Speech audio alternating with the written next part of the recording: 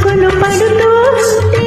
చిలికాడే సరసన ఉంటే చింత పట్టక చేతులు పట్టి చెట్టు నీడకై పరిగెడుతుంటే ఇప్పదీని ఆయి ఎంతో వెచ్చగా ఉంటుందోయి ఇప్పదీని ఆయి ఎంతో వెచ్చగా ఉంటుందోయి ఉరుములు పెళ్ళ పెళ్ళ ఉరుముతూ ఉంటే మెరుపులు తల్ల తల్ల మెరుస్తూ ఉంటే చెరుకు చెరుకులో చెల్లి కన్నులలో ఇద్దర చూపులు కనబడుతుంటే చెప్పలేని ఆహాయి